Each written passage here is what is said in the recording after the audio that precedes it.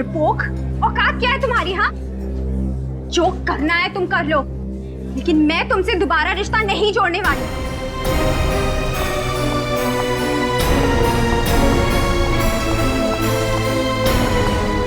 चलो ताशा, घर चलते।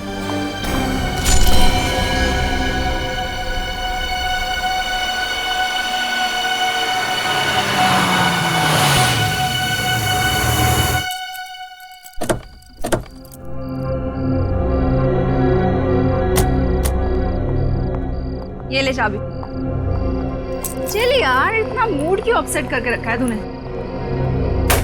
मधु, मधु तू फिक्र मत कर, सब कुछ ठीक हो जाएगा, थोड़ा सब्र कर। मैं नमित के हरकतों से ना परेशान हो चुकी हूँ। ऐसा कैसे कर सकता है मेरे साथ?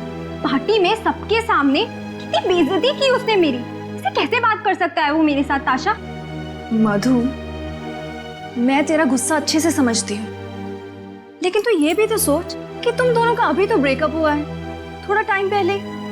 हो सकता है कि वो बर्दाश्त ही नहीं कर पा रहा है कि तू उसकी गर्लफ्रेंड नहीं है अब। सारे लड़कों की ना यही प्रॉब्लम होती है। लेकिन आई एम टेलिंग यू ताशा, अगर आगे से उसने ऐसा कुछ भी करने की कोशिश की ना मेरे साथ, तो मैं बिल्कुल बर्दाश्त नहीं करूंगी। सीधे पुलिस कंप्लेन करने वाली हूँ मैं। अरे बाबा, नमित ऐसा कुछ करेगा ही नहीं, और अगर ऐसा कुछ करेगा नहीं तो पुलिस के पास तुझे जाने की जरूरत पड़ेगी नहीं। ओके, चल मैं सोने जा रही हूँ। आज पार्टी में बहुत डांस किया यार, बहुत थक गए। ताशा, हाँ मुझे ना तुझसे कुछ बात करनी थी। तो बोलना, रुक क्यों गई? अभी नहीं, अभी काफी रात हो चुकी है, कल बात करते हैं। कोई बात तुझे परेशान कर रही है ना? नहीं नहीं ताशा, परेशानी वाली कोई बात नहीं है, बस तुम्हारी पेंटिंग को लेके बात थी। कल सुबह बात करते हैं। चल, गुड नाइट। Good night.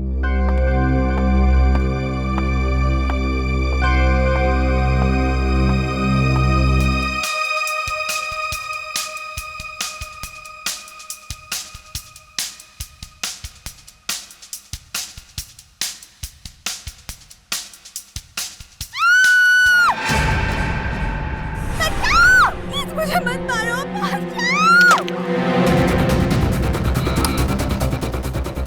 मधु, छोड़ो, मधु, मत मारो मुझे, प्लीज मुझे मत मारो, छोड़ो मुझे, छोड़ो, मत मारो मुझे, बचाओ,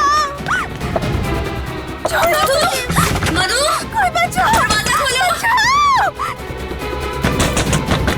मधु दरवाजा खोलो, बचाओ, मधु, कोई बचाओ।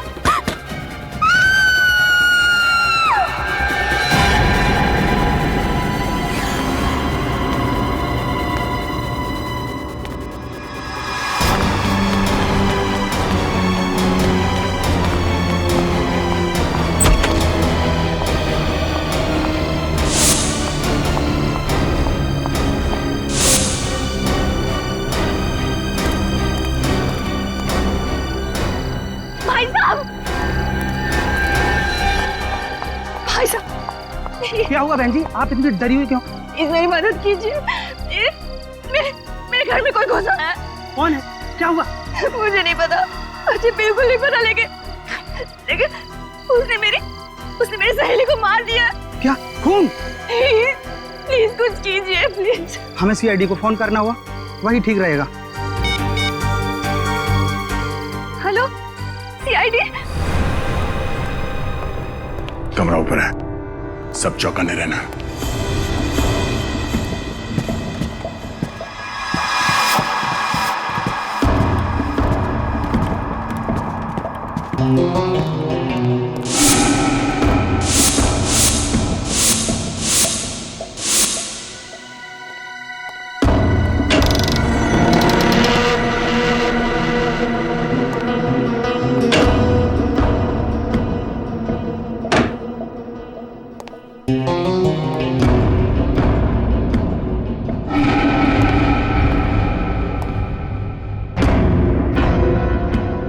खिड़की और दरवाजा तो अंदर से बंद है। सर, यहाँ पे तो कोई दिख नहीं रहा। नहीं है सर अंदर कोई। कमरा साफ सुथरा है, कोई तोड़फोड़ या हाथापाई के निशान भी नहीं है। ताशा को अंदर बुलाओ। ताशा, हमें बताओ एग्जैक्टली यहाँ पे हुआ क्या था?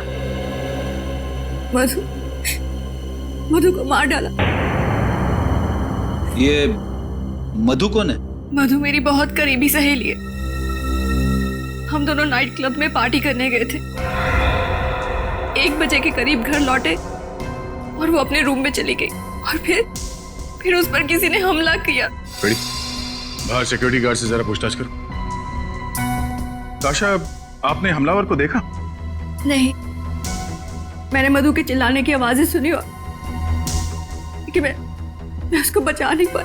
पर यहाँ पे तो घर में कोई नहीं था, ऊपर कमरे में कोई नहीं था, कमरे में हाथापाई के कोई निशान नहीं, और मधु भी नहीं। मधु कहाँ गई? ये कैसे हो सकता है? मैंने खुद उसके चिल्लाने की आवाजें सुनी है। मेरा विश्वास कीजिए, मैं सच बोल रही हूँ। अच्छा, मधु पे हमला होने से पहले आपने किसी को घर में आते या जाते देखा? नहीं, मैं हेडफोन्स पहनकर म्यूजिक सुन रही थी। मैंने किसी को आते जाते नहीं देखा। और जब ये सब हुआ तब आप कहाँ थी? म्यूजिक सुनते सुनते मैं यहीं सोफे पर सो गई थी, लेकिन जब मधु के चीखने चिल्लाने की आवाजें सुनी तो मैं उसके कमरे की ओर दौड़ी चली गई, लेकिन दरवाजा अंदर से बंद था। दरवाजा बंद था? मगर जब हम अंदर गए तब तो कमरे का दरवाजा खुला था और कमरे में कोई भी नहीं था। ये कैसे हो सकता है? मैंने खुद उसके चिल्लाने की आवाजें सुनी, और अगर मधु कमरे में नहीं है तो फिर कहाँ है? अच्छा, आप दोनों के अलावा घर में कोई और भी रहता है? जी, एक लड़की और रहती है। कौन है वो और कहाँ है? आलिया। मैं, मधु और वो, हम तीनों रहते हैं। फिलहाल वो छुट्टियां मनाने के लिए मनाली गई हुई है। आपको किसी पे शक है? हाँ, किस पे? नमित पर। ये नमित कौन है? मधु का एक्स बॉयफ्रेंड। और उस पे शक की वजह? पार्टी में नमित और मधु का बहुत बड़ा झगड़ा हुआ था। नमित बहुत गुस्से में था। नमित कहाँ रहता, कुछ मालूम है आपको? जी, विंडफोर अपार्टमेंट्स, 10th फ्लोर। नमित और मधु की फोटो है आपके पास? हाँ है। गुड। निकले, काम करो, इस नमित के घर पे जाके पता करो। और श्रेया, नमित और मधु, इन दोनों की फोटो सारी पुलिस स्टेशन में भिजवा दो। सर। मधु की जान खतरे में है, उसे किसी भी हाल में बचाना होगा। सर, ये नमित तो बड़ा ही चालाक है सर। सर, पहले इसने मधु को किडनैप किया और अब हमारे आने की भनक लगते ही भाग रहा है। पूर्वी बच के जाएगा कहाँ ही? एक बार हमारे हाथ लग जाए, इसकी बारात निकालते हैं। सर, वो तो केआर रोड की तरफ मुड़ गया। क्या? कितनी दूरी पे? सर, करीबन 100 मीटर। सर सिग्नल इसी तरफ बता रहा है, इसी रोड पर। सर, बस आगे ही। सर, यहाँ से राइट।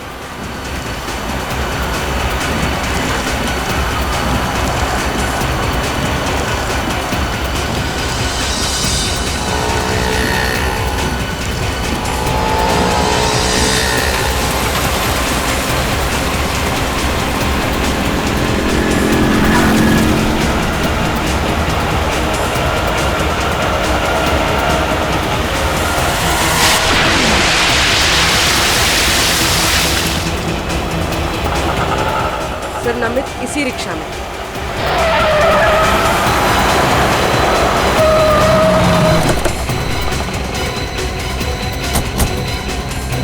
बारगल, ये क्या बदतमीजी है?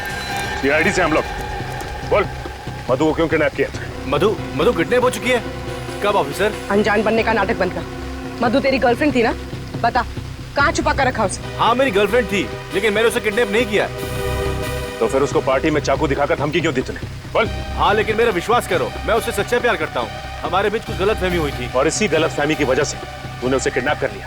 बोल, कहाँ छिपा के रखा है उसे? और उसके घर क्यों गया था तू? हाँ, मैं गया था, पिछले दरवाजे से गया था उसे समझाने के लिए, लेकिन वो घर पे नहीं थी। तो फिर चोरी से उसके घर में घुसने की क्या जरूरत है? पीछे के दरवाजे से? हाँ? क्योंकि ताशा मुझे पसंद नहीं करती है, इसके लिए मैं उसके सामने नहीं जाना चाहता था। तो ताशा ने तुझे देखा कैसे नहीं? घर के बाहर वो किसी आदमी से बात कर रही थी और मैं चुपके से निकल गया। मतलब तुम्हारे वहाँ जाने से पहले ही मधु गायब हो चुकी थी? हाँ सर, मैंने कुछ नहीं किया, मेरा यकीन करो। तो फिर तू भाग क्यों रहा था? मैं भाग नहीं रहा था, मैं तो मधु से मिलने नासिक जा रहा था, क्योंकि उसकी मम्मी डैडी नासिक में ही रहते हैं। आपको विश्वास ना हो तो मेरे टिकट देख लीजिए सर।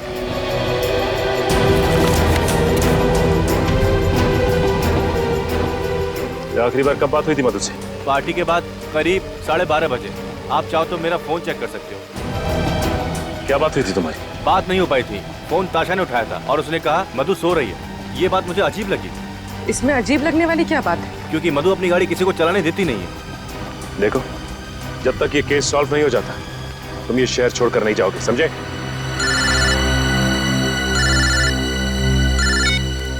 हेलो? हाँ, क्या? कहाँ पे? ठीक है, हम लोग अभी पहुंचते हैं।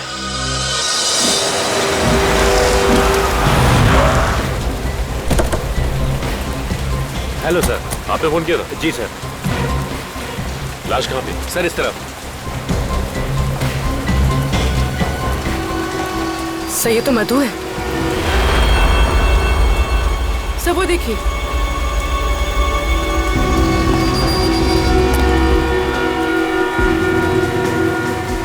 सर ये चाकू, सर इतना सारा खून बहा है और यहाँ पर ये चाकू मिला है। इसका मतलब इस लड़की को यहीं मारा गया है। हो सकता है बोल।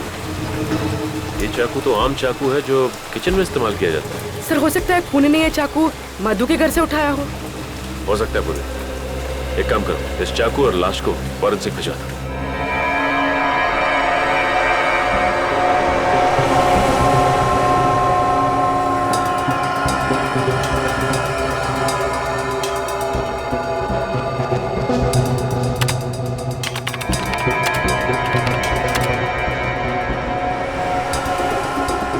ओ, तो ये बात है। क्या बात है डॉक्टर साहब? रजत, जिस किसी ने भी इस मधु का खून किया है ना, वो इससे बहुत ज्यादा नफरत करता है। इतनी नफरत करता है कि इसे तड़पा तड़पा कर मारना चाहता है। हाँ सर, जिस बेरहमी से ये वार किया है उससे तो साफ मालूम पड़ता है कि खूनी कितना निर्दयी होगा। होगा नहीं श्रेया, होगी। क्या होगी? हाँ होगी। वैसे आपको ये बता दूं, मधु के खून में बहुत ज्यादा मात्रा में ड्रग्स पाई गई है। मतलब सालू के साहब मधु को ड्रग्स लेने की आदत थी? लेकिन सर जब हमने मधु के दोस्तों से पूछताछ की तो उन्होंने कहा कि मधु को ऐसी कोई आदत नहीं थी। फिर तो एक ही गुंजाइश है, किसी ने धोखे से मधु के ड्रिंक्स में ड्रग्स मिला दिया। बिल्कुल बिल्कुल। और उसके बाद ये मधु इस हालत में ही नहीं थी कि अपने ऊपर वार करने वाले से बचाव कर सके। डॉक्टर साहब, इस चाकू से मधु का खून किया गया। इस पर उंगलियों के निशान किसके? मुजरिम कौन है? गवाह भी वही, मुजरिम भी वही।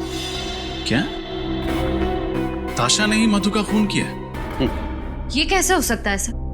ताशा ने खुद हमें फोन करके बुलाया था। कैसे हो सकता है नहीं मालूम है, लेकिन इस चाकू से मधु का खून हुआ है और इस चाकू पर ताशा की ही उंगलियों के निशान है। मतलब ताशा ने हमसे झूठ कहा, अपने आप को बचाने के लिए भोलेपन का नाटक किया और इल्जाम लगा दिया नमित पर। लेकिन ताशा मधु का खून क्यों करेगी?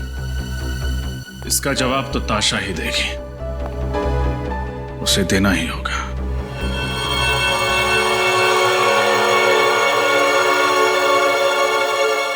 ये सब क्या हो गया है? मधु को तो सब पसंद करते थे ना। सुदेश जी, मुझे नमित पर बहुत शक हो रहा है। इतना घिनौना काम उसके अलावा और कोई कर ही नहीं सकता है।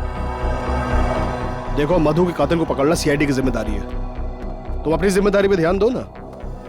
आर्ट एग्जीबिशन को कामयाब करना तुम्हारी जिम्मेदारी है, उस पे कंसंट्रेट करो, समझी?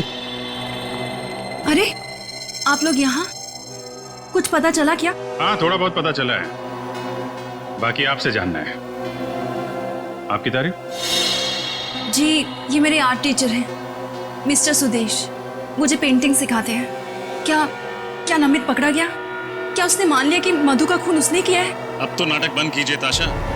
हमें पता चल गया है कि मधु को आपने मारा है। खूनी नमित नहीं, आप हैं। वैसे मानना पड़ेगा, हमें गुमराह करने का प्लान अच्छा बनाया था आपने। खुद खून किया और खुद फोन करके हमें बुला लिया ताकि किसी को आप पे शक ना हो। ये झूठा इल्जाम है। भला ताशा मधु का खून क्यों करेगी? और मधु से ताशा की दुश्मनी क्या है?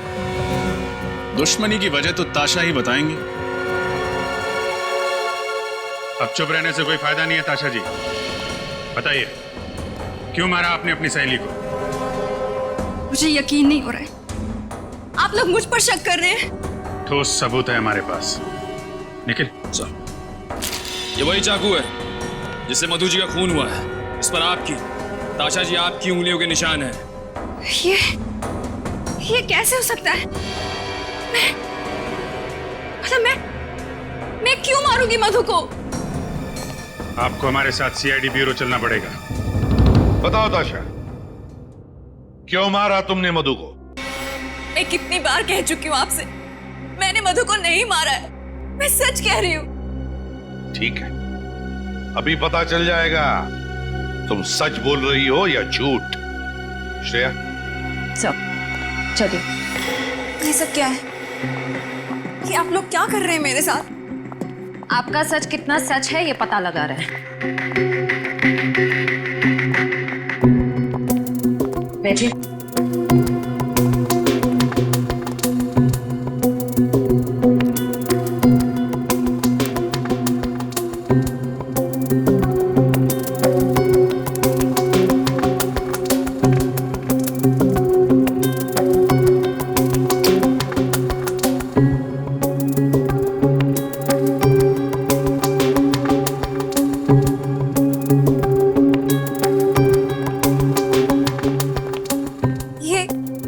कर रहे हैं आप लोग? ताशा, हम तुम्हारी पॉलीग्राफ टेस्ट करेंगे। इस टेस्ट से सच और झूठ का फर्क पता चलता है।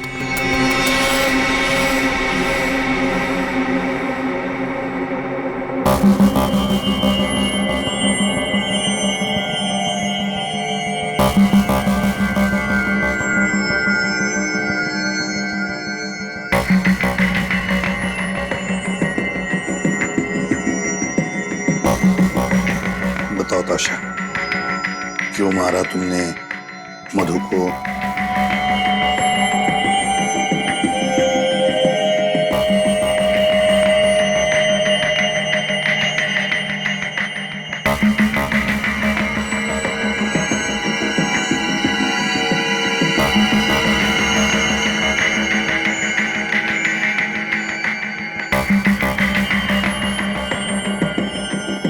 क्या तुमने वाकई मधु को नहीं मारा? मारा या नहीं मारा?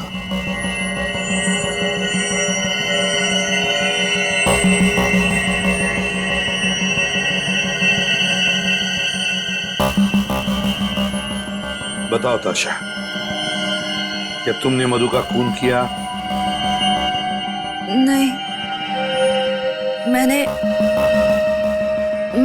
मधु को नहीं मारा।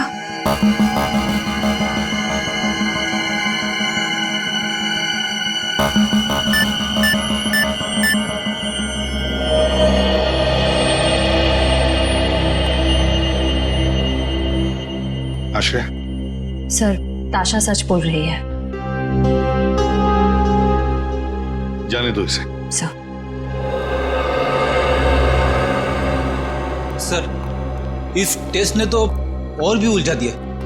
अब क्या करें?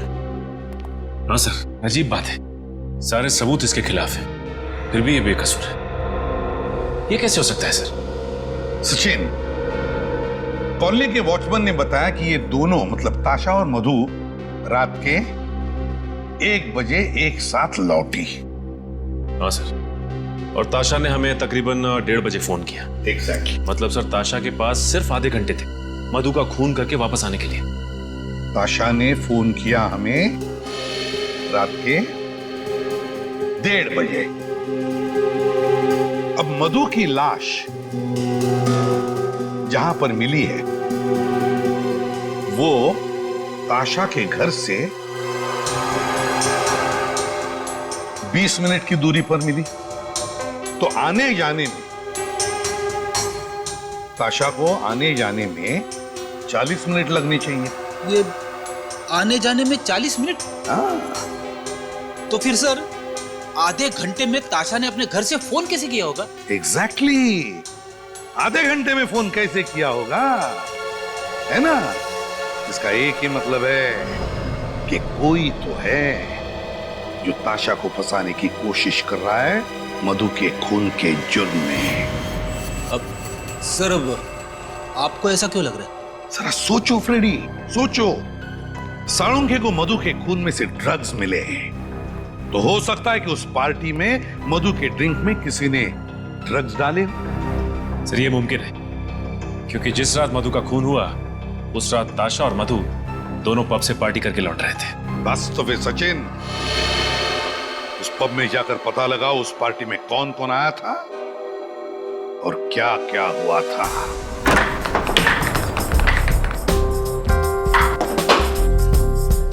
क्या बात है, सीआईडी यहाँ? कहीं कोई परमिशन का पंगा तो नहीं है? एक्सक्यूज मी, क्या हुआ था मिस्टर मैनेजर? हमें देख के आप खुश नहीं हुए हैं? नहीं सर, ऐसी तो कोई बात नहीं है, पर आप लोग यहाँ और हमारे पास ड्रिंक्स की परमिशन है, और सर हमारे क्लब में तो इमोरल ह्यूमन ट्रैफिकिंग भी नहीं होती। ये सब कुछ हम जानते हैं मैनेजर साहब, लेकिन एक केस के सिलसिले में कुछ पूछताछ करनी थी आपसे। कैसी पूछताछ सर? कल आपके क्लब में एक ऑफिस पार्टी हुई थी, हमें उस पार्टी की गेस्ट लिस्ट देखनी है। Just minute sir.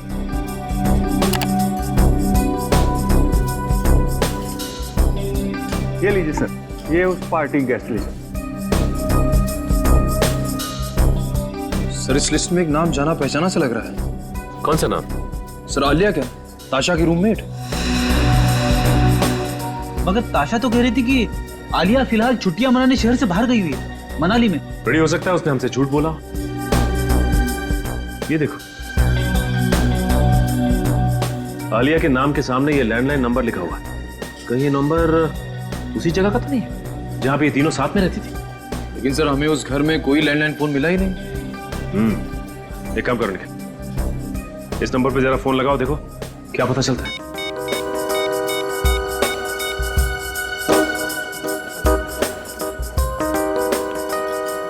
सर ये नंबर सेवा में नहीं है। नंबर सेवा में नहीं है? कोई बात नहीं निखिल, टेलीफोन एक्सचेंज से पता करते हैं कि ये आलिया रहती कहाँ है।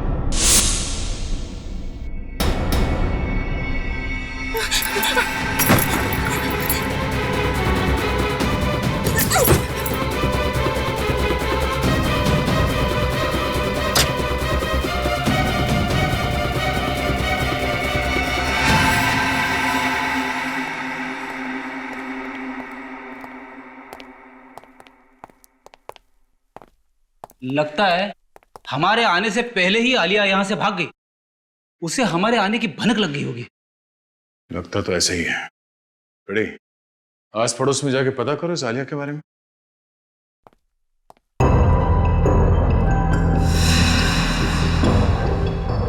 आलिया, आलिया, सारे पेंटिंग्स आलिया ने बनाए?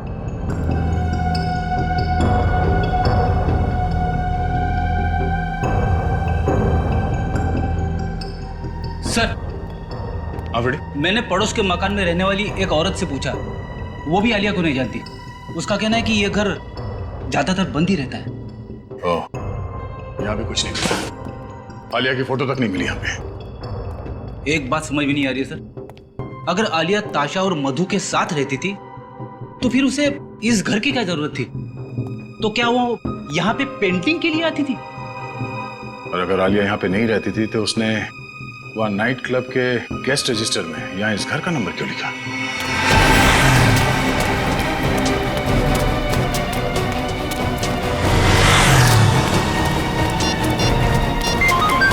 ताशा का फोन? हाँ ताशा, मुझे बहुत डर लग रहा है, कोई मुझे मार देगा। देखिए आप डरिए मत, आप जहाँ पर हैं वहीं रुकिए, हम अभी पहुँच रहे हैं। हाँ ठीक है।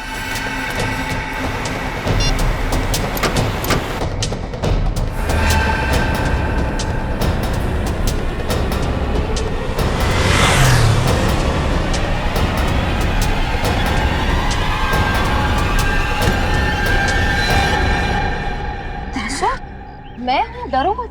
अच्छा वो आप आ गए, अगर आप नहीं आते तो आज न जाने मेरे साथ क्या हो जाता। देखिए शांत हो जाइए, कुछ नहीं होगा आपको।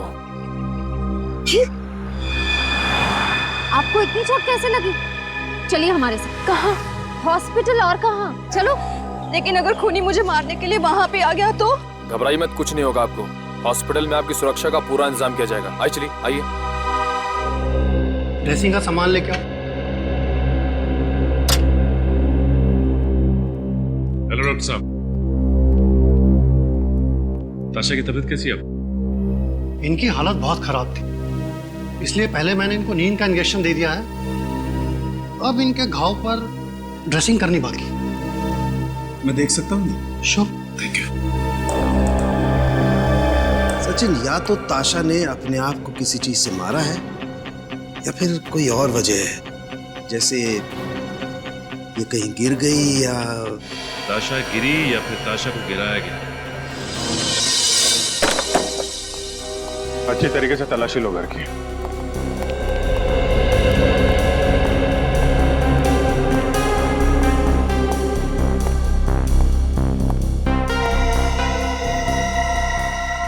ये ताशा को पेंटिंग जमा करने का शौक था? Yes sir. सर ये देखिए, क्या है इसमें? ताशा के पेंटिंग स्कूल के सर्टिफिकेट्स हैं, लेकिन किसी भी सर्टिफिकेट में डी ग्रेड से अच्छा ग्रेड नहीं मिला है।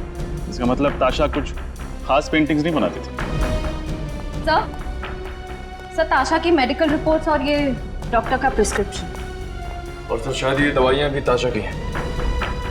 Doctor Shekhar psychiatrist? ताशा को दिमाग की बीमारी थी? डॉक्टर शेखर से मिलना पड़ेगा। डॉक्टर शेखर, आपकी एक पेशेंट है, मिस ताशा, याद है आपको? ताशा? बिल्कुल, लेकिन बात क्या है? कुछ प्रॉब्लम है उसे? ऐसा ही कुछ समझ लीजिए डॉक्टर साहब। वैसे डॉक्टर साहब, ताशा को बीमारी क्या है? Split personality disorder. एक ही इंसान में दो रूप। पिछले 1 साल से मैं उसका इलाज कर रहा हूँ और बीच में उसकी हालत काफी अच्छी होने लगी थी, लेकिन क्या डॉक्टर साहब? पिछले 3 महीनों से उसका मानसिक संतुलन कुछ ज्यादा ही बिगड़ता जा रहा है। उसे फिर से दौरे पड़ने लगे हैं और वो अपने आप को आलिया समझने लगी है। क्या? आलिया? जी हाँ, ताशा का काल्पनिक रूप। क्या मतलब आलिया नाम की कोई लड़की है ही नहीं? ये ताशा की कल्पना है? जी हाँ। डॉक्टर साहब, आप कह रहे थे कि पिछले 3 महीनों से ताशा की हालत और भी खराब होती जा रही है, क्यों? यही तो मुझे भी समझ में नहीं आ रहा है, क्यों? क्योंकि ताशा पिछले 3 महीनों से वही दवाइयाँ खा रही है जो पिछले 1 साल से खाती आ रही है। तब तो डॉक्टर साहब, यह भी मुमकिन है कि आप गलत दवाइयाँ देकर ताशा की बीमारी का फायदा उठा रहे हैं। भला मैं अपने पेशेंट के साथ ऐसा क्यों करूंगा? मैं डॉक्टर हूँ, कोई क्रिमिनल नहीं। डॉक्टर साहब, अगर आपकी दवाई खाकर ताशा की तबीयत खराब हुई है तो आपकी तबीयत खराब होने में भी ज्यादा वक्त नहीं लगेगा।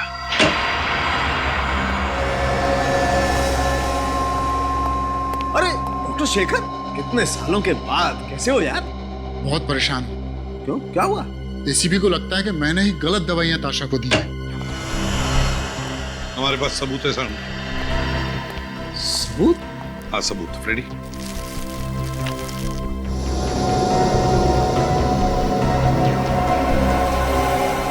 ये दवाइयां हमें ताशा के घर से मिली। ये सारी दवाइयां डॉक्टर शेखर ने प्रिस्क्राइब की है। लेकिन बॉस, जो व्यक्ति स्प्लिट पर्सनैलिटी का शिकार होता है उसे यही दवाई दी जाती है। इसमें कुछ गलत नहीं किया इसने। मान लिया ना साळुंखे, मगर मुझे शक है कि इन कैप्सूल्स में कुछ और ही है। ऐसा कैसे हो सकता है? चेक कर ले। ठीक है, मैं चेक करता हूं।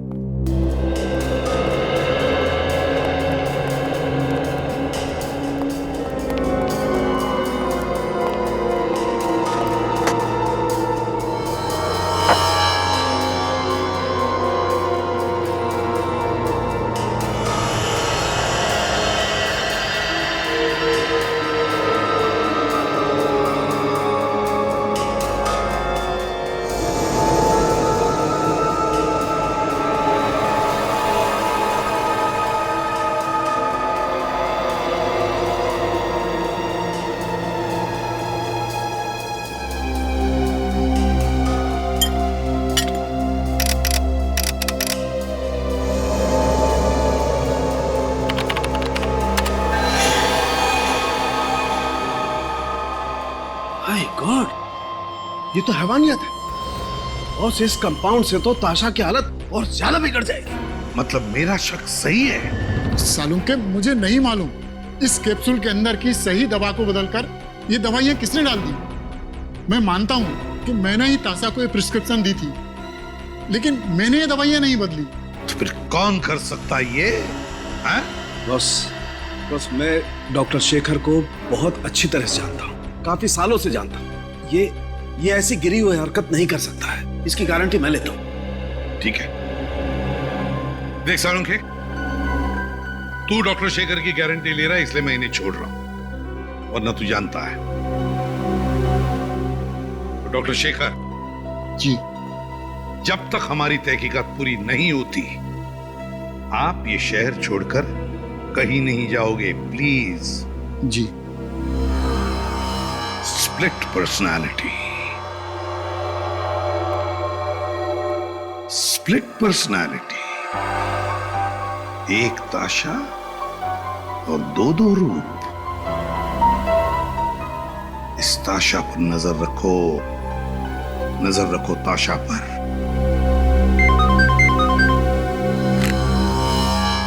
एसीपी प्रद्युमन, क्या?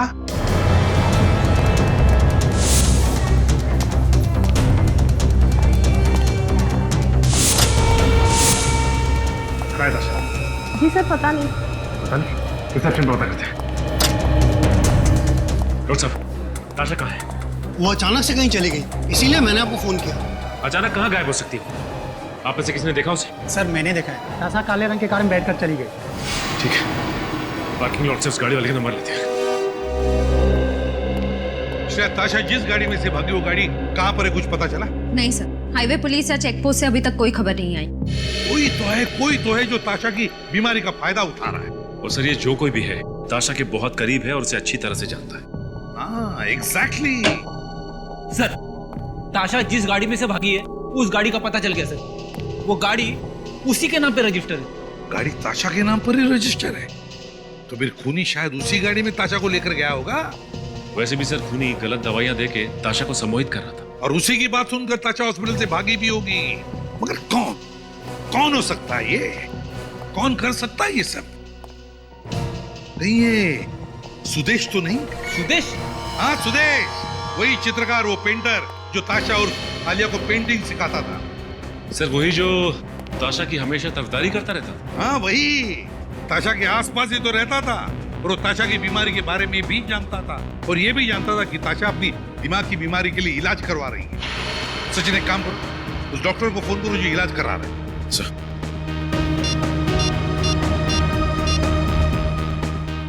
हेलो।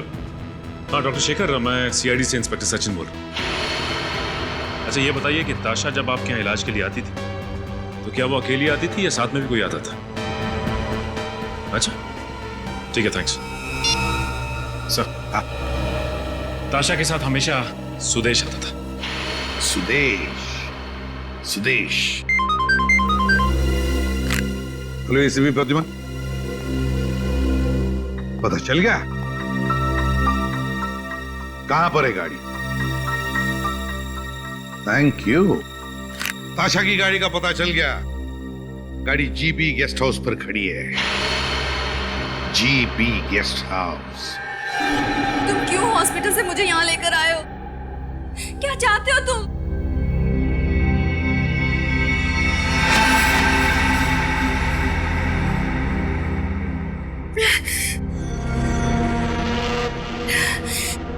मेरा सर दुख रहा है, मुझे मेरी दवा चाहिए। मुझे मेरी दवा।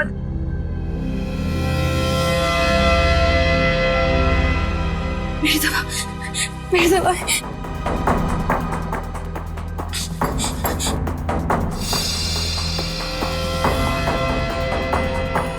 यही दवाई खाती हो ना तुम? लेकिन आज तुम्हें ये गोली नहीं मिलेगी। आज मैं तुम्हें दूसरी गोली दूंगा।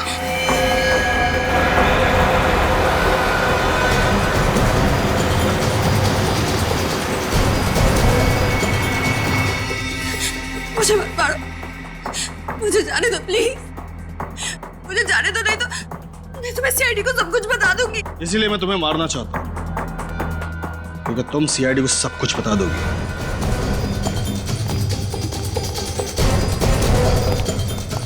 कहाँ है? इस कमरे में से। वैसे तुम मेरे लिए वो सोने का अंडा देने वाली मुर्गी हो जिसे मैं मारना तो नहीं चाहता, लेकिन तुम अब मेरे लिए खतरा बन चुकी हो और मैं खतरे में जीने का आदी नहीं हूं। तो अब जेल में जीने की आदत डाल ली।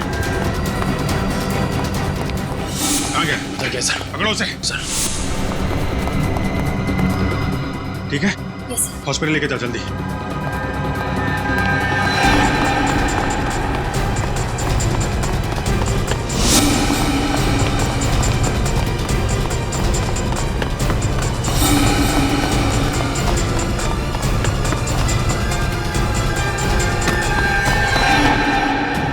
कहाँ भाग रहे हैं?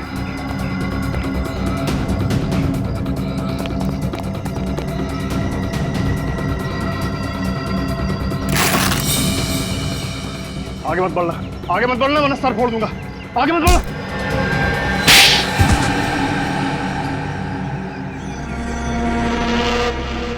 क्यों मारा मधु को तुमने?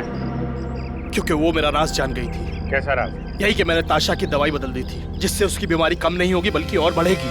ऐसा करने की वजह? ताशा का दूसरा रूप आलिया, जिससे मुझे फायदा था। ताशा जब आलिया के रूप में आती थी तो बहुत अच्छी पेंटिंग करती थी।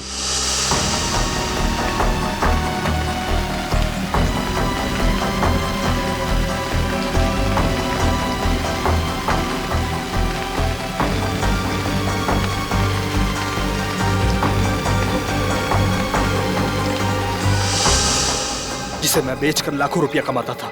ताशा को स्प्लिट पर्सनालिटी की बीमारी है, ये तुम्हें कैसे पता चला? एक दिन उसके सर में दर्द उठा और मैं उसे डॉक्टर के पास लेकर गया। तब मुझे उसकी स्प्लिट पर्सनालिटी के बारे में पता चला। लेकिन ताशा को तुम पे शक नहीं हुआ?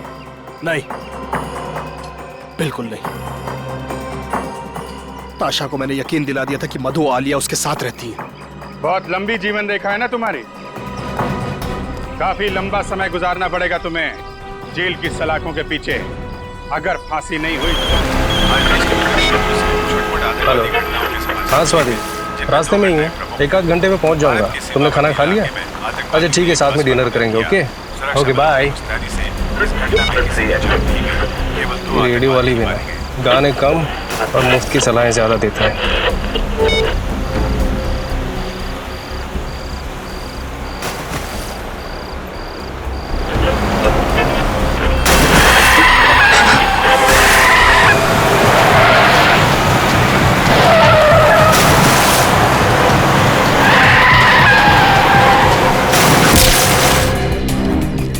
क्या हुआ क्या था आपको? क्या देखा था आपने यहाँ पे? सर मैं रात को जब आ रहा था तो मुझे झपकी लग गई। गाड़ी आपे से बाहर हो गई और इस खेत में आके स्कैर क्रॉ से जा टकराई। मैंने देखा कि ये स्कैर क्रॉ नहीं, लड़की की लाश है। तुरंत ही मैंने सर आपको कॉल कर दिया।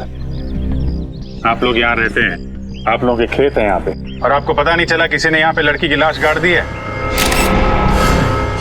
सर आप ये देखिए सर, पैरों के निशान, शायद खूनी के होंगे। ये देखा, ये दायां पैर, ये निशान कुछ गहरे हैं और बाएं पैर वाले निशान हल्के।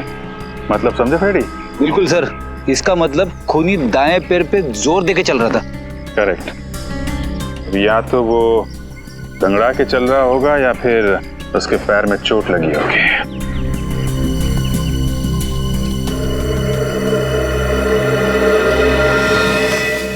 क्या बात है श्रेया? तुम कुछ खोई खोई लग रही हो तुम। सर, शायद मुझे पता है खूनी कौन है। क्या? खूनी के बारे में पता है? कैसे? सर, 12 साल पहले की बात है। मैं अपनी सहेली कीर्ति के घर खेलने गई थी। खेलते खेलते इतनी रात हो गई, पता ही नहीं चला। तो कीर्ति की मम्मी ने मुझे उनके घर रुक जाने के लिए कहा। उस रात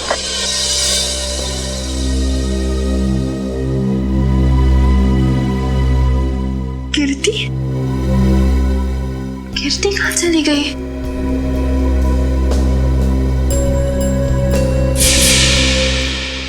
और सर फिर वो स्कैरक्रो किलर मेरी दोस्त को लेकर वहां से चला गया। सर, वो एक सीरियल किलर था। न जाने कितनी लड़कियों को उसने अपना शिकार बनाया था। मुझे लगता है 12 साल बाद वो वापस आ गया है। 12 साल पुराना सीरियल किलर, मैंने भी इसके बारे में कुछ कुछ सुना है।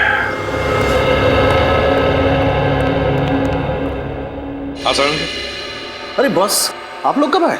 सालों के साहब, आप काम में इतने बिजी थे तो। हाँ यार, इस लाश से बात कर रहा था मैं।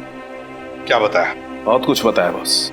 इनफैक्ट इसने अपनी पूरी दर्द भरी कहानी मुझे सुनाई, जिसे सुनकर मेरा दिल कांप गया। दर्द भरी कहानी से? हाँ सचिन, बहुत बुरा हुआ है इस लड़की के साथ। इतनी दर्दनाक मौत हुई है इस बेचारी की कि इसका शरीर चेक करते करते मेरे रोंगटे खड़े हो गए। सर, इनकी उम्र क्या होगी? उम्र लगभग 30 साल। और बॉस, इसकी मौत 4-5 दिन पहले हुई है। 4-5 दिन पहले मौत हुई है इसकी?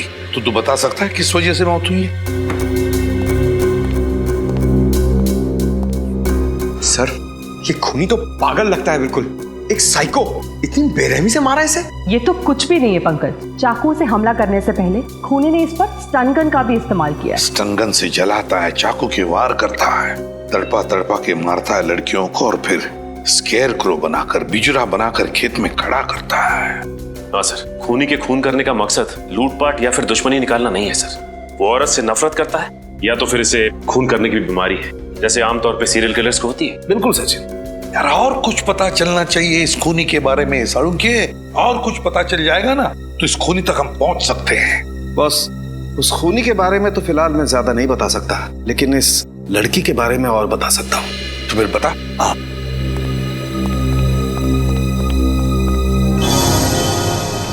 ये देख रहे हो? ये तो आंखें हैं सर। हाँ सचिन, और ये इस लड़की की आंखें। और ये देखो, ये इस लड़की की आंखों पर ये स्टिचेस, टांके। इस लड़की की आंखों पर स्टिचेस लगे थे? तो कहीं हाल ही में इसकी आंखों का ऑपरेशन तो नहीं हुआ था? हाँ बॉस, लगभग 10-11 महीने पहले इस लड़की का ऑपरेशन हुआ था। इसका कॉर्नियल ट्रांसप्लांट हुआ था। उससे पहले ये लड़की देख नहीं सकती थी। हमें इसके खून में से ईथन सैंडाइल नाम का केमिकल मिला है। ईथन सैंडाइल? इस केमिकल से क्या होता है? सचिन, ये केमिकल एक किस्म का ड्रग होता है जिसे ज्यादा मात्रा में लेने से इंसान को हैलुसिनेशंस होने लगते हैं। मतलब उसे अजीब अजीब चीजें दिखाई देती है, जिसकी वजह से वो डर जाता है और डर के मारे चीखने चिल्लाने लगता है। ओह माय गॉड, ये इतना खतरनाक ड्रग है? खतरनाक तो बहुत है, और यही ड्रग हमें इसके खून में से इतनी ज्यादा मात्रा में मिली है कि मरने से पहले उसे इतनी तकलीफ हुई होगी, आप अंदाजा भी नहीं लगा सकते। वैसे यार, ये ड्रग्स, ये केमिकल इस लड़की के खून में आया कैसे? मेरा मतलब है, क्या इसे इंजेक्ट किया गया था या फिर खिलाया पिलाया गया था? सही ड्रग हमें इसके फेफड़ों में से मिला है। लगता है खूनी ने इसे कुछ सुंघाया है या फिर किसी स्प्रे का इस्तेमाल किया होगा। स्प्रे का? हाँ, और बस इतना ही नहीं, इस लड़की के खून में हमें ऐसी दवाइयों के अंश भी मिले हैं जो अक्सर उन लोगों को दिए जाते हैं जो डिप्रेशन या एंजाइटी के शिकार होते हैं। ओह, डिप्रेशन और एंजाइटी। तो साळुंखे, कहीं ऐसा तो नहीं कि लड़की कुछ इलाज करवा रही थी साइकियाट्रिस्ट से अपने डिप्रेशन या एंजाइटी के लिए? बिल्कुल। सचिन, एक काम करो, मिसिंग पर्सन ब्यूरो में जाकर पूछताछ करो, पता लगाओ इस लड़की के बारे में, पता लगाओ। प्लीज आइए सर। मिसिंग पर्संस ब्यूरो से पता लग गया है सर। उस लड़की का नाम अदिति कुमार था सर। और सर ये तीनों भी उसी कंपनी में काम करती है जहां पे अदिति काम करती थी। इनका नाम सना है, ज्योति और ये नीता। तुम अदिति की एकदम करीबी दोस्त थी ना, तो तुम लोग जानती होगी क्या अदिति का किसी के साथ कोई झगड़ा था या किसी के साथ कोई दुश्मनी? मेरा मतलब है, क्या आप लोगों को किसी पर शक है जो ये कुछ कर सकता है? सर अदिति मेरी बहुत ही अच्छी सहेली थी, अपना हर सुख दुख मुझसे बांटती थी। अगर उसका कोई दुश्मन होता तो मुझे जरूर बताती। अच्छा, आखिरी बार कब मिली थी तुम लोग उससे? 5 दिन पहले जब वो ऑफिस से आई थी। मैं भी तभी मिली थी। और सना जी आप? सर मुझे अदिति से मिले हुए 1 महीना हो गया है। दरअसल मैं कंपनी के काम से 1 महीने के लिए जापान गई हुई थी। पिछले हफ्ते ही वापस आई हूँ और मुझे नहीं पता था कि अदिति। देखिए, संभालिए अपने आप को। सर पिछले हफ्ते ही मेरी अदिति से फोन पे बात हुई थी और उसकी किसी भी बात से मुझे ऐसा नहीं लगा कि उसकी जान को खतरा हो सकता है। चलो ठीक है, कोई बात नहीं। सचिन प्लीज आइए। सर प्लीज जरा यहाँ आइए। सर आज से 12 साल पहले साल 2001 में जो स्कैरक्रो केस हुआ था वो मिल गया है। ये देखिए। अदिति का खून बिल्कुल उसी तरह से हुआ है जैसे 12 साल पहले लड़कियों के खून हुए थे। पहले इथेंस सैंडाइल नाम का ड्रग दिया गया, फिर उन्हें स्टन गन से जलाया गया और फिर चाकू से वार करके नसें काट दी गई। सर मगर इसमें तो लिखा हुआ है कि खूनी 28 दिसंबर 2001 को पकड़ा गया था। उसका नाम नितिन है और वो अभी जेल में है। तो फिर ये खून कर कौन रहा है? ये खून कोई और ही कर रहा है, कोई और ही कर रहा है, बिल्कुल उसी ढंग से, उसी मोडस ऑपरेंडी से जिस तरह से 12 साल पहले किए गए हैं। ये खून उसी बात का फायदा उठा रहा है, जो भी है वो। सर किसी इंस्पेक्टर विजय ने नितिन को गिरफ्तार किया था, शायद वो हमारी कुछ मदद कर सके। हाँ, इस इंस्पेक्टर विजय से मिलेंगे, लेकिन उससे पहले आदिति के घर चलते हैं।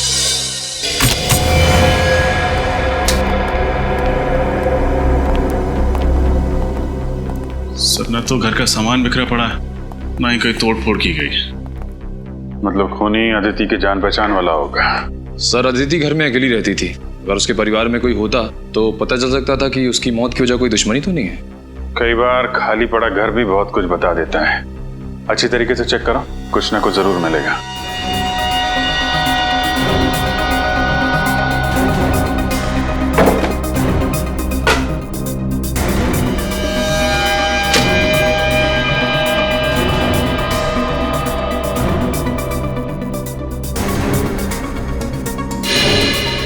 सर आ रहे, ये देखिए, लगता है मौत से ठीक पहले अदिति कॉफी बना रही थी अपने लिए और अपने उस खूनी मेहमान के लिए।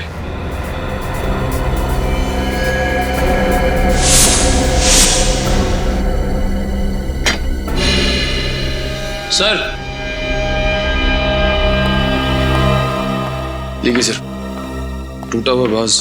सर ऐसा लग रहा है इस कमरे में हाथापाई हुई है। ये बात संभाल के एविडेंस बैग में डाल लो, शायद फिंगरप्रिंट्स मिल जाए। इसका मतलब जब अदिति वहां किचन में कॉफी बना रही थी तभी खूनी ने उस पर हमला किया। फिर यहाँ भाग के आई, यहाँ पे हाथापाई हुई और शायद उसी में वाज गिर गया। शायद यहीं पे खून हुआ है उसका। सर ये डिप्रेशन वाली दवाइयाँ मिली है जिनके बारे में सालुंके साहब ने हमें बताया था। डॉक्टर वीरेन अदिति का इलाज कर रहे थे। डॉक्टर वीरेन से मिलना पड़ेगा।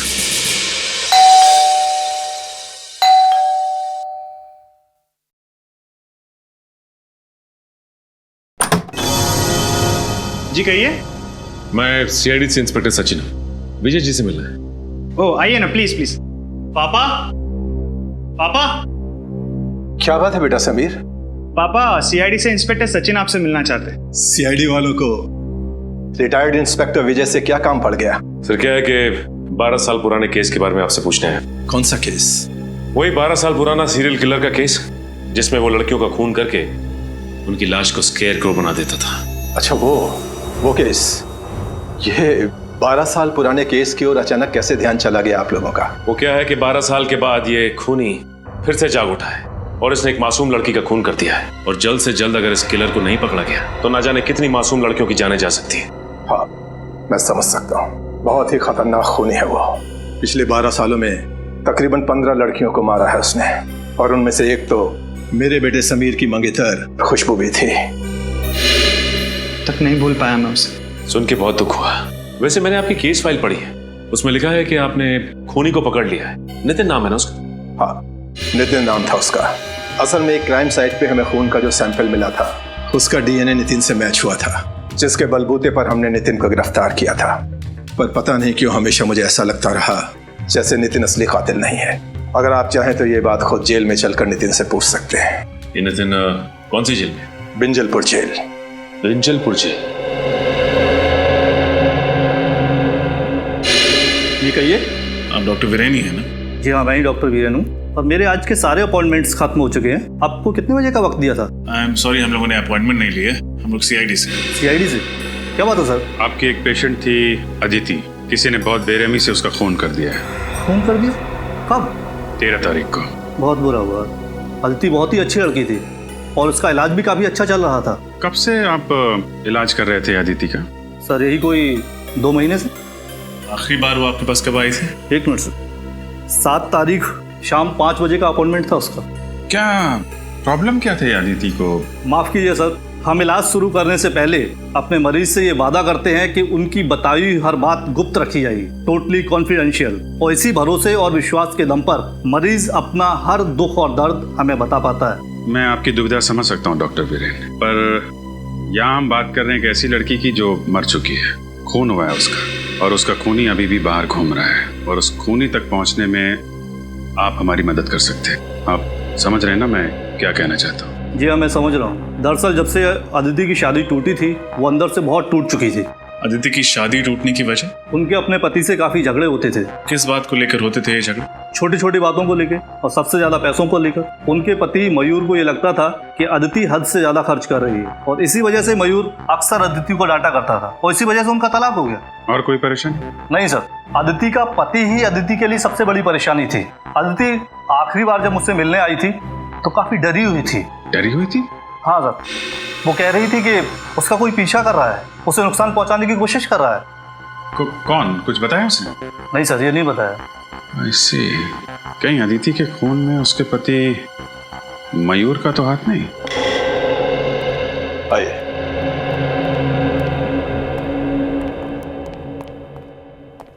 अरे विजय सर, आप? बड़ी खुशी हुई आपको यहाँ देखकर। कहो कैसे कट रहे रिटायरमेंट के बाद की जिंदगी? मत पूछो दोस्त, बहुत याद आते हैं ड्यूटी के दिन। खैर छोड़ो इन बातों को, इनसे मिलो। ये है इंस्पेक्टर सचिन, सीआईडी से हैं। Hello sir. एक केस के सिलसिले में हमसे कुछ पूछने आए थे, इसीलिए हम लोग यहाँ आए। किस केस के बारे में आप जानना चाहते हैं? उस सीरियल किलर के बारे में जो लड़कियों का खून करके उनकी लाश का स्केयर बना देता था। ये 12 साल पुराना केस, कुछ याद आया आपको? उसे मैं कैसे भूल सकता हूँ सर। आप नितिन के बारे में बात कर रहे हैं ना? जी। माफ कीजिएगा सर, उसकी तो पिछले महीने मौत हो गई। क्या? उसकी मौत हो गई? लेकिन कैसे? डेंगू से। मैंने नहीं बताया कि असल में नितिन असली कातिल नहीं था। असली कातिल तो अभी भी कहीं आजाद घूम रहा है। मैं जानता हूँ, नितिन ने खुद मुझसे ये बात कही थी। उसने सिर्फ पहले खून में ही उस खूनी की मदद की थी। चिलर साहब, ऐसी बात थी तो फिर आपने पकड़ने की कोशिश क्यों नहीं की खूनी को? बहुत कोशिश की थी मगर कोई सुराग ही हाथ नहीं लगा था। लेकिन खूनी के बारे में नितिन तो जानता था, आप लोग उससे पूछ सकते थे। कई बार पूछा था सर, मगर वो उस खूनी से बहुत डरता था कि उसका नाम लेने से कांपता था। कमाल है, जेल में रहने के बावजूद आखिर ऐसी क्या वजह हो सकती है कि वो सीरियल किलर का नाम लेने से भी कांपता था? शायद उसे ये चिंता थी कहीं वो खूनी उसके बेटे रवि को भी कोई नुकसान न पहुंचा दे। नितिन का बेटा रवि? ये रवि रहता कहाँ है? मयूर, हम अदिति के बारे में कुछ पूछना चाहते हैं। अदिति मेरी पत्नी है। पत्नी है नहीं, पत्नी थी। तलाक दे दिया था ना तुमने उसे? जी हाँ, मैंने तलाक दे दिया था उसे। तो फिर खून क्यों किया? खून? अदिति का खून हो गया? हाँ, और हमें शक है कि उसका खून तुमने किया। ये बात सच है कि अदिति मेरी पत्नी थी। जब तलाक देकर हर मसले का हल निकल चुका था तो मैं उसका खून क्यों करूंगा? क्योंकि डिवोर्स के बाद अदिति ने हर्जाने के रूप में तुमसे 25 लाख रुपए मांगे थे, और वैसे भी तुम्हें अपनी पत्नी हमेशा से बहुत खर्चीली लगती थी। ये बात सच है कि अदिति जरूरत से ज्यादा खर्चा करती थी, लेकिन इसका मतलब ये नहीं कि इतनी छोटी सी बात के लिए कोई पति अपनी पत्नी का खून कर दे। छोटी सी बात? 25 लाख रुपए छोटी बात लगते हैं? 25 रुपए के लिए लोग खून कर देते हैं, यहाँ तो 25 लाख की बात है। मैं सच कह रहा हूँ सर, मैं अदिति से बहुत प्यार करता था, इसीलिए तलाक के बाद भी उसे भुला नहीं पाया था। अगर तुम इतना प्यार करते थे अपनी पत्नी से तो फिर उसे तलाक क्यों दिया? क्योंकि उसने कभी मुझे प्यार किया ही नहीं था। उसने शादी तो कर ली थी मुझसे, लेकिन शादी के बाद भी अदिति अपने अतीत में ही जी रही थी। और धीरे धीरे मेरा शक यकीन में बदल गया कि शादी से पहले उसका किसी के साथ अफेयर था। और सच बात तो यह है सर कि वो उसे भुला ही नहीं पाई थी। शादी के पहले का प्रेमी कौन है वो? मैंने उससे ये बात कई बार पूछी, लेकिन उसने हर बार कहा कि मैं बेवजह उस पर शक कर रहा हूँ। कहती थी कुछ नहीं है। 13 तारीख को कहाँ थे आप? मैं मैंगलोर गया था सर, शूटिंग के लिए। एड फिल्म की शूटिंग थी। आप चाहे तो पता कर सकते हैं। जरूर। रेडी? पता लगाओ ये सच कह रहे हैं कि नहीं। शूटिंग कर रहे थे या फिर? सर मैंने पता कर लिया, मयूर वाकई मैंगलोर में शूटिंग कर रहा था। उसने अदिति को नहीं मारा है। अगर मयूर मैंगलोर में शूटिंग कर रहा था तो फिर वो अदिति का खून कर ही नहीं सकता। तो फिर कौन हो सकता है? बॉस, हाँ सालुंके, इस केस में मुझे ऐसी बात पता चली है जिससे आप खूनी के और ज्यादा करीब पहुंच सकते हैं। अच्छा, बता। बॉस, अदिति की लाश पर मुझे एक खास किस्म के पैरासाइट के अंडे मिले। पैरासाइट के अंडे? इस पैरासाइट से क्या होता है सर? सचिन, मेडिकल भाषा में इसे लंग फ्लूक या पैरागोनिमस वेस्टरमनी कहते हैं। पैरागो? तुम रहने दो फ्रेडी, तेरे बस की बात नहीं है यार। कोई बात नहीं सालुंके साहब, वैसे नाम में क्या रखा है? आप प्लीज इतना बता दीजिए कि इस पैरासाइट के अंडे की खासियत क्या है? सबसे बड़ी खासियत ये है कि ये पैरासाइट हमारे देश में होता ही नहीं। क्या मतलब? मतलब ये बॉस, ये एक जापानी पैरासाइट है। Japanese parasite? हाँ बॉस, जापान के 80% मीठे पानी के केकड़ों में ये पैरासाइट मिलता है। और क्योंकि ये फ्रेश वाटर क्रैब जापान की एक डेलिकेसी है, लोग बहुत चाव से इसे खाते हैं, इसलिए जापानी लोगों के शरीर में ये पैरासाइट अपने आप पहुंच जाता है। लेकिन सर अदिति तो कभी हिंदुस्तान से बाहर गई नहीं, तो ये जापानी पैरासाइट इसके शरीर में आया कहाँ से? सचिन, अदिति नहीं गई होगी, और उसकी दोस्त सना, वो तो जापान गई है ना। मैं कंपनी के काम से 1 महीने के लिए जापान गई हुई थी। सर कहीं इन सब के पीछे सना का हाथ तो नहीं? सना से मिलना पड़ेगा।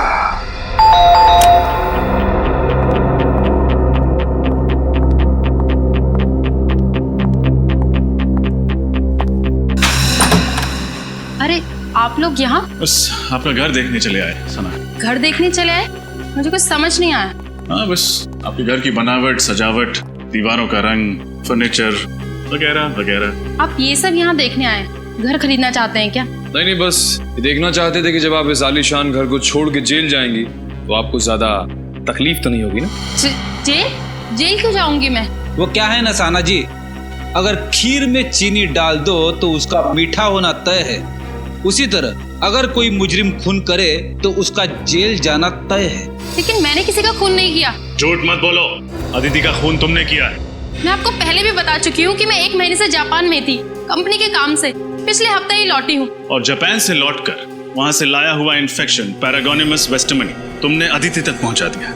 आप मेरी जासूसी भी कर रहे हैं? सिर्फ अपनी ड्यूटी कर रहे हैं। एक सीआईडी ऑफिसर की पहली ड्यूटी कुछ भी करके मुजरिम तक पहुँचना। हाँ, ये सच है। अदिति की मौत से पहले मैं उससे मिली थी, लेकिन यकीन मानिए मैंने उसको खून नहीं किया। देखो, पहले भी झूठ बोल चुकी हो, दोबारा मत बोलो। तुम्हारे पास ठोस वजह थी अदिति का खून करने की। मेरे पास कोई ठोस वजह नहीं थी। सर ये ऐसे नहीं बताएंगे, इनको वजह भी हमें ही बतानी होगी। ठीक है, ये तकलीफ भी हम ही उठा लेते हैं। तो फ्रेडी, हुआ कुछ ऐसे, अदिति और सना एक ही कंपनी में काम करती थी। अदिति फाइनेंस डिपार्टमेंट में और सना मार्केटिंग में। मार्केटिंग में सना काम क्या करती थी? एड्स वगैरह का बजट पास कराना, कंपनी के क्लाइंट्स की गिनती बढ़ाना, और इन सभी कामों के लिए जरूरत पड़ती है पैसों की, यानी कि मार्केटिंग बजट। और जानते हो मैडम ने मार्केटिंग बजट के साथ क्या किया? क्या किया? घपला। घपला? 6 महीने के अंदर पूरे 15 लाख का घपला। अरे बाप रे, जिस थाली में खाया उसी थाली में छेद कर दिया। ये क्या बकवास किए जा रहे हैं आप लोग? ये सब झूठ है। यही सच है। हमें अदिति के ऑफिस से तुम्हारी काली करतूतों का पूरा ब्यौरा मिला है। अदिति जानती थी तुम्हारी हेराफेरी के बारे में। तुम्हें डर था कि अदिति सबके सामने तुम्हारा भांडा फोड़ देगी, इसलिए तुमने उसे अपने रास्ते से हटा दिया। हाँ, ये सच है। कि मैंने 15 लाख का घपला किया था, लेकिन मैंने अदिति का खून नहीं किया सर। तो जापान से लौटकर अदिति से मिलने क्यों गई थी? उसकी पूजा करने? उससे विनती करने गई थी कि वो बॉस को मेरी शिकायत ना करे। इस वक्त कौन आ सकता है? कौन है? आ रही हूँ बाबा।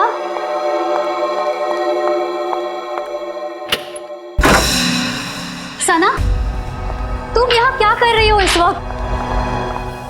अदिति मेरी बात तो सुनो। क्या सुनूं? अदिति प्लीज किसी से कुछ मत कहना, नहीं तो मेरी सालों की मेहनत और मेरा करियर बर्बाद हो जाएगा और कोई कंपनी भी मुझे नौकरी नहीं देगी। प्लीज अदिति। ये सब तो तुम्हें अपने ईमान का सौदा करने से पहले सोचना चाहिए था। ये ईमान और सच्चाई की बातें ना सिर्फ किताबों में अच्छी लगती हैं अदिति। अगर इस दौर में कुछ मायने रखता है तो वो है पैसा। मैं तो कहती हूँ इस काम में तुम भी मेरा साथ दो। कितने गिर सकती हो तुम? मैंने कभी सोचा नहीं था। मैं अभी बॉस को फोन करती हूँ। ऐसा मत करो अदिति, प्लीज मेरी बात। ये क्या किया तुमने? माफ करना दीदी, मुझे लगता है मुझे चलना चाहिए, लेकिन प्लीज मेरी बात पे गौर करना और बॉस को कुछ मत बताना।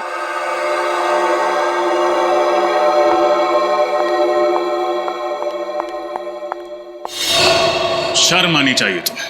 पहले तुमने गुनाह किया, फिर अदिति को भी बहकाने की कोशिश की। वो कहते हैं ना सर, एक गुनाह को छुपाने के लिए 100 गुनाह करने पड़ते हैं। मैं अदिति को अपने जैसा बनाना चाहती थी, लेकिन मैंने उसका खून नहीं किया। 13 तारीख को जिस दिन अदिति का खून हुआ, तुम कहाँ थी? मैं अपनी कंपनी के कॉन्फ्रेंस में थी सर, आप चाहे तो उनसे पूछ सकते हैं। 13 तारीख को आप ऑफिस के कॉन्फ्रेंस में थी या नहीं, इसका पता तो हम लगा ही लेंगे।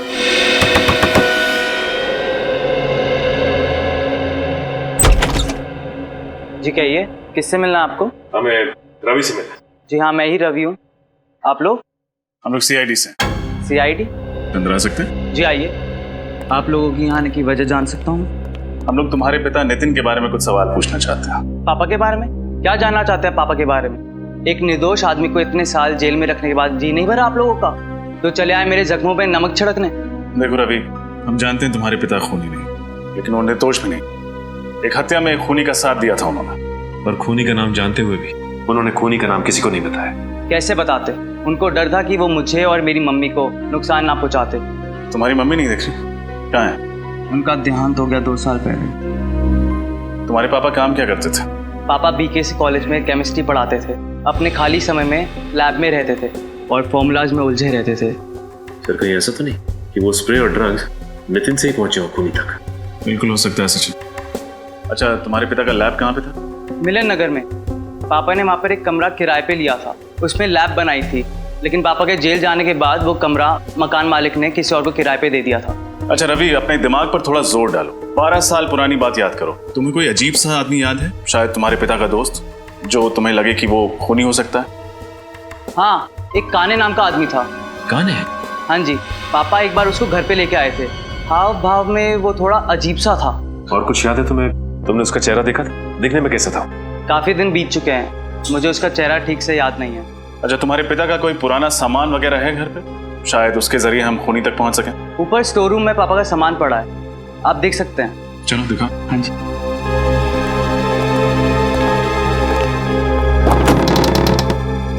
आइए सर, पापा का सारा सामान यहीं पर ही है। शुक्रिया। सारा सामान अच्छे से चेक करो, देखो कुछ खास मिलता है कि?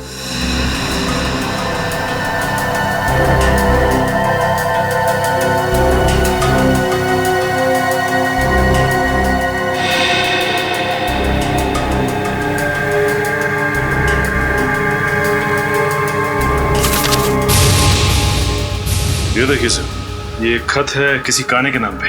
काने? शायद वही काने हो जिसके बारे में रवि ने बताया था। देखो क्या लिखा। काने, भले ही दुनिया तुम्हें पापी समझे, मगर मेरे लिए तुम सिर्फ और सिर्फ एक प्रेमी रहोगे। तुम बिन जिंदगी मानो वीरान हो गई है। मैं तुम्हें दिलो जान से प्यार करती हूँ। तुम मेरी जिंदगी में वापस आ जाओ और इंतजार नहीं होता। सिर्फ तुम्हारी अदिति। अदिति?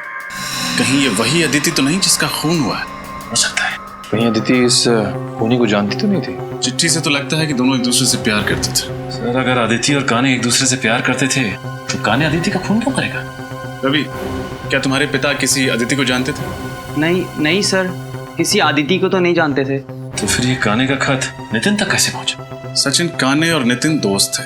हो सकता है काने ने नितिन का पता अदिति को दिया हो चिट्ठी भेजने के लिए। केस तो और भी उलझता जा रहा है। सना की कॉन्फ्रेंस का सीसीटीवी फुटेज देखकर लगता है ये खून सना ने नहीं किया है। लेकिन अगर ये खून सना ने नहीं किया तो फिर किसने किया? ये केस और भी उलझता जा रहा है। सर, कहीं अदिति का खून नितिन के दोस्त काने ने तो नहीं किया? हो सकता है, क्योंकि इंस्पेक्टर विजय ने भी यही कहा था ना कि नितिन खून कर ही नहीं सकता। पता नहीं क्यों हमेशा मुझे ऐसा लगता रहा जैसे नितिन असली कातिल नहीं है। मगर सर, आदित्य ने काने को जो खत लिखा था उससे तो साफ साफ पता चल रहा है कि दोनों एक दूसरे को बहुत प्यार करते थे।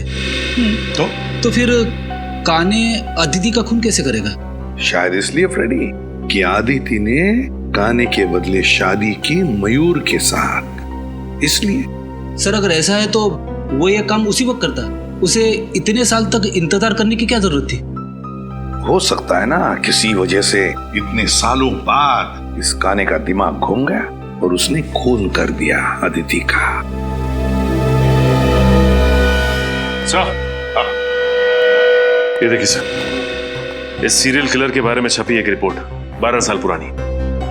17 जून 2001 स्केयर क्रो किलर ने एक और लड़की को अपना शिकार बनाया। मरने वाली लड़की 24 साल की थी, MBA की पढ़ाई कर रही थी। उसका नाम नम्रता था। उसके छोटे भाई वीरेन ने उसे बचाने की नाकामयाब कोशिश की और इस हादसे में वीरेन की टांग बुरी तरह से जख्मी हो गई, मगर बेचारी नम्रता मारी गई।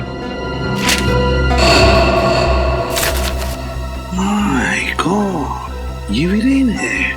ये वीरेन तो आदित्य का साइकियाट्रिस्ट डॉक्टर वीरेन है। ये डॉक्टर वीरेन? जी हाँ, मैं डॉक्टर वीरेन हूँ। 12 साल पहले जिस नम्रता का खून हुआ उसका भाई वीरेन, आज का आदित्य का साइकियाट्रिस्ट डॉक्टर वीरेन। तो अब आई बात समझ में। डॉक्टर वीरेन अपनी बहन की मौत का बदला ले रहा है, अपनी बहन के खून का बदला। जब आदिति उसके पास इलाज के लिए आ रही थी तब डॉक्टर वीरेन को पता चला कि आदिति प्यार करती है उस काने से, उस सीरियल किलर से जिसने नम्रता का खून किया था। बदला लेने के लिए उसने आदिति को भी वही दर्दनाक मौत दी जो उसकी बहन नम्रता को काने ने दी थी। डॉक्टर वीरेन। मगर सर, वीरेन तो एक डॉक्टर है, एक साइकियाट्रिस्ट है। ये खून वीरेन ने किया है? हाँ सचिन, आदिति का खून डॉक्टर वीरेन ने ही किया है। उठाओ इस वीरेन को।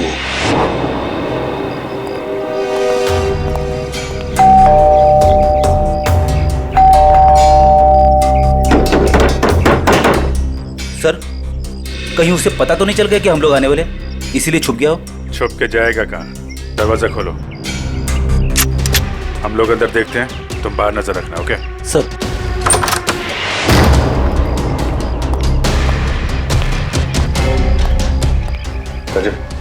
उस तरह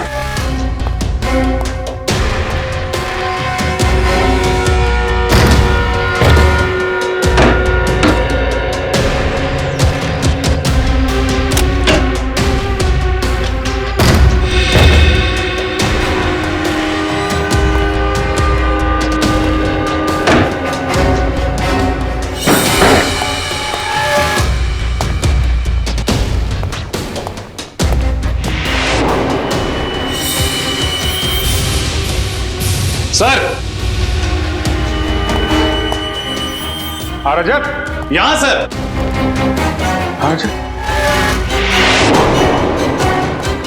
माय गॉड, मैं वापस आ गया।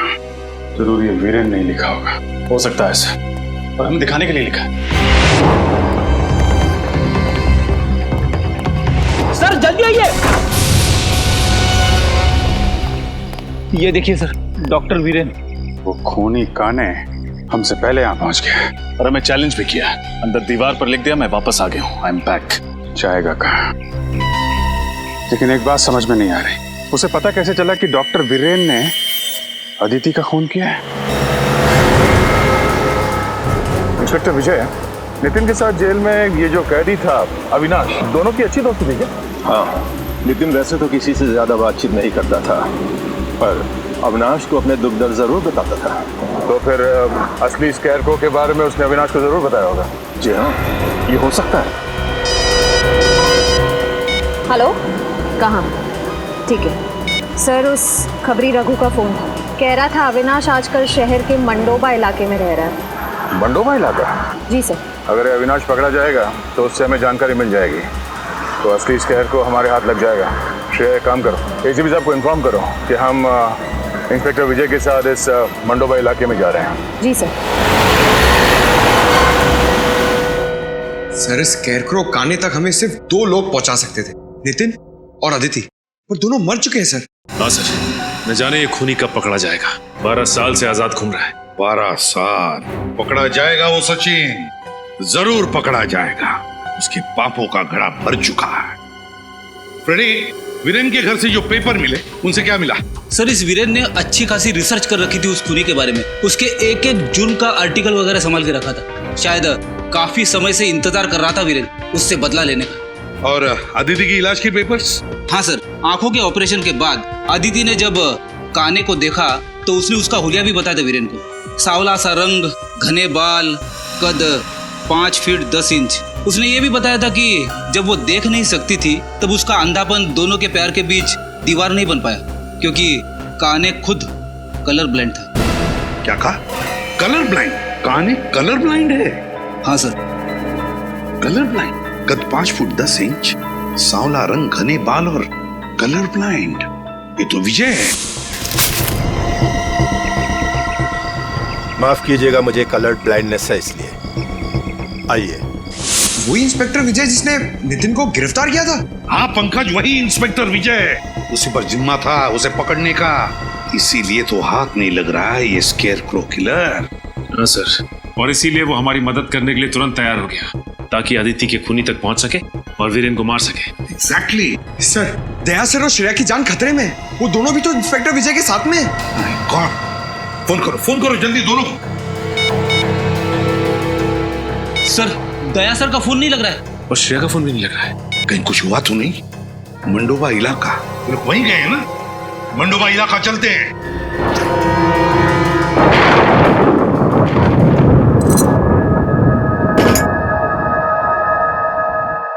श्रेया, श्रेया, श्रेया, श्रेया, तुम ठीक हो? सर, हम यहाँ इस हालत में?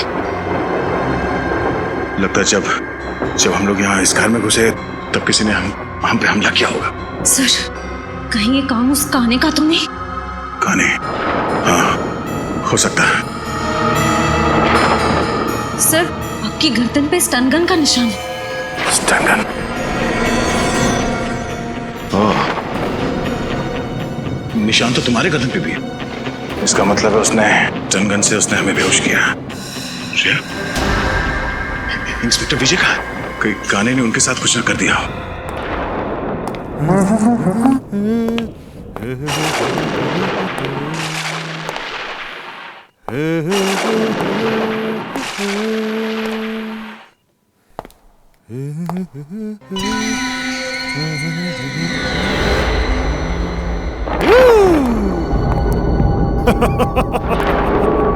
आज मैं बहुत खुश हूँ। दो सीआईडी ऑफिसर्स की खातिरदारी करने का मौका मिला है इस नाचीज को। तो कैसे लग रही है मेरी ये मेहमान नवाजी? तूने अभी तक सीआईडी की मेहमान नवाजी नहीं देखी। एक बार मुझसे खातिरदारी करवा ले, फिर अगले कई जन्म तक तो जुर्म करने की सोचेगा भी नहीं।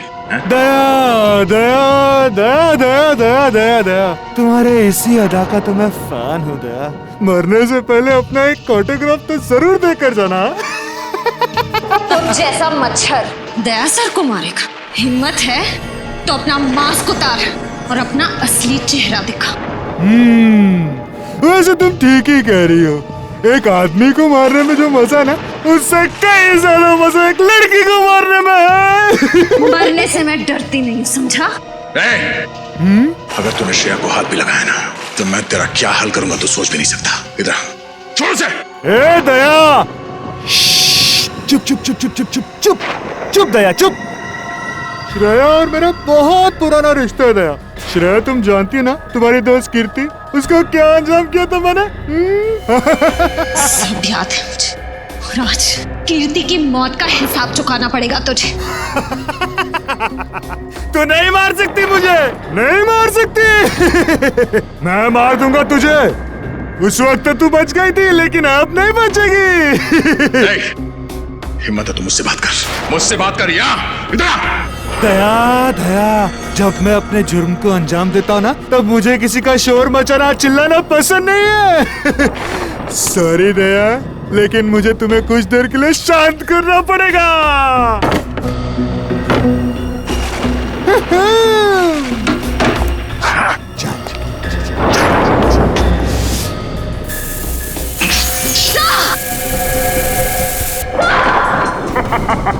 ये क्या किया तूने?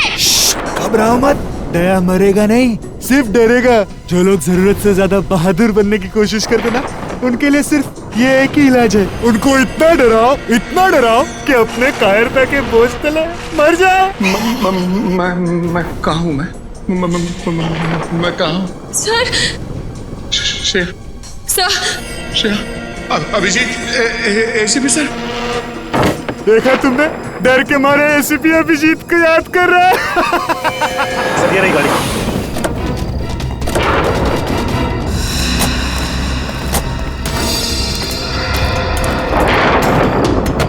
सर डिक्की में कोई है। डिक्की में? खोलो। इंस्पेक्टर विजय। सर हमें तो लगा था कि यही खूनी है, पर अब असली खूनी कौन है? इंस्पेक्टर विजय, इंस्पेक्टर विजय जी। अभिजीत कैसे भाई साहब? और दया श्रेया कहाँ है? वो दोनों, उन दोनों की जिंदगी खतरे में है। वो स्केरक्रो किधर है बोलो? शायद इस तरफ क्या है। इस तरफ? पंकज इन्हें संभालो, हम लोग देखते हैं।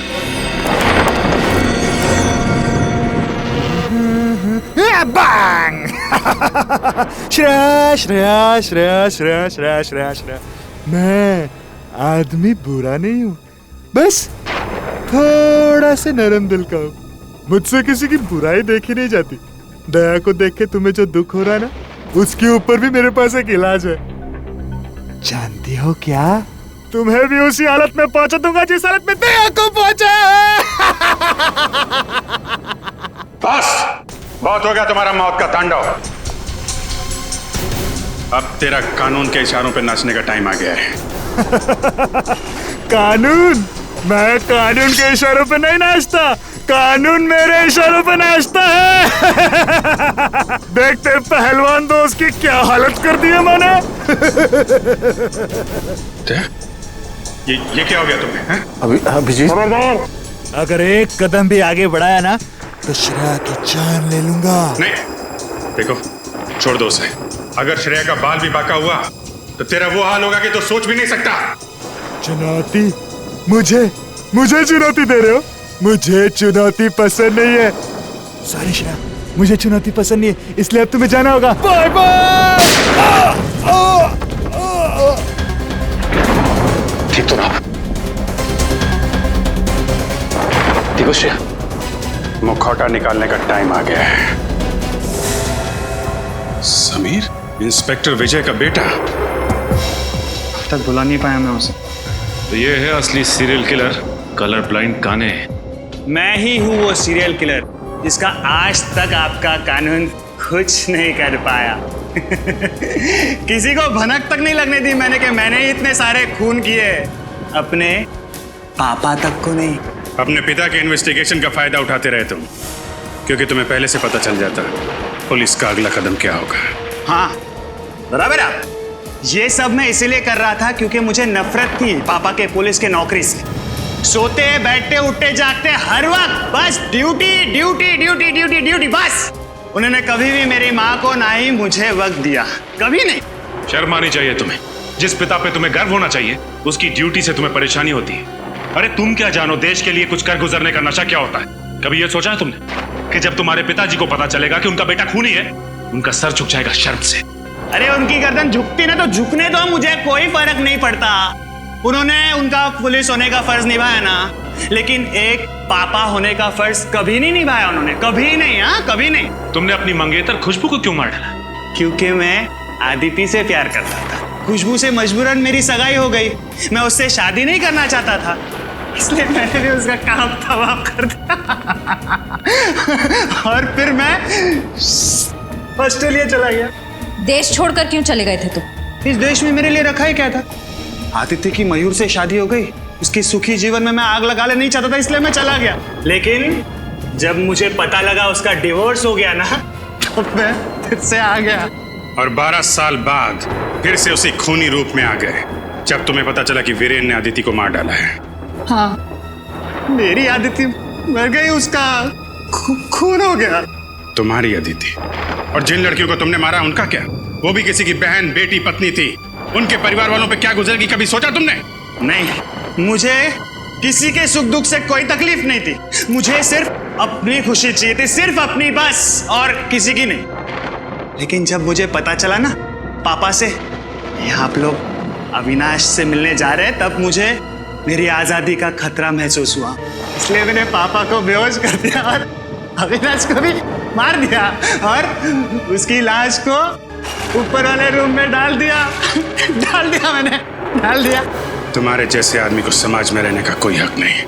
तुम्हें तो सिर्फ फांसी होनी चाहिए, फांसी। CID के और भी मजेदार और सस्पेंस से जुड़े एपिसोड्स को देखने के लिए हमारे चैनल को सब्सक्राइब करें और बेल आइकॉन दबाना ना भूलें।